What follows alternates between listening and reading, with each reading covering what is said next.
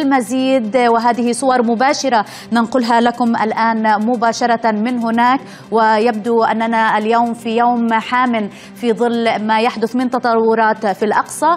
كونوا معنا، زياد حلبي سينضم إلينا بعد قليل.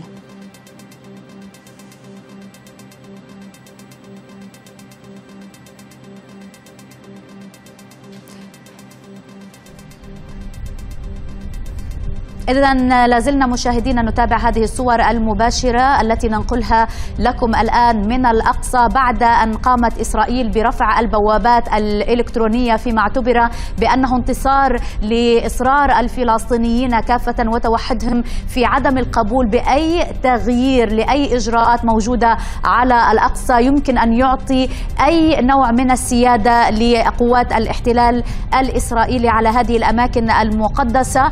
قامت إسرائيل برفع البوابات، قام الفلسطينيون بالدخول إلى الأقصى لأداء الصلاة بعد حوالي الأسبوعين من التوقف ورفض الدخول إلى الأقصى في ظل الإجراءات الإسرائيلية الجديدة. مراسل العربية كما تتابعون على الشاشة يقول أن الشرطة الإسرائيلية اقتحمت ساحات المسجد الأقصى الآن في ظل وجود الفلسطينيين داخلها.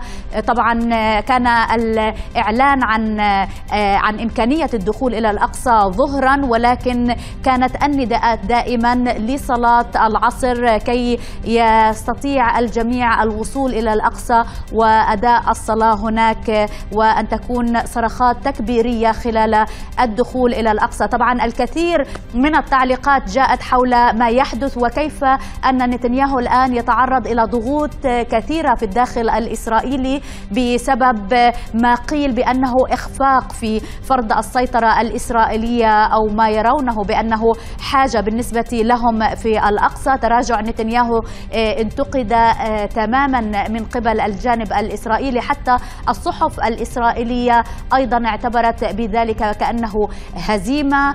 كان هناك تركيز على أن الكل من الجانب السياسي الفلسطيني على المستوى السياسي بانتظار ما يمكن أن يترتب عن هذا القرار الإسرائيلي، خاصة وأن الشرطة الإسرائيلية في القدس هي المعنية الأولى كانت بهذا التصعيد، وبالتالي كان هناك توجز من أن يكون هناك رد فعل مباشرة من الشرطة الإسرائيلية. ويبدو أن هذه التوقعات بالفعل قد حدثت، وكان هناك اقتحام لهذه الشرطة لساحات الأقصى. هذه صور مباشرة نلاحظ أن الصلاة قد أقيمت داخل المسجد الأقصى، ولكن حتى الآن الكاميرا لا تتحرك لنرى إن كانت هناك أي تحركات لا زالت في الداخل بالنسبة للشرطة الإسرائيلية. أي اشتباكات كانت موجودة طبعا خلال الفترة الماضية.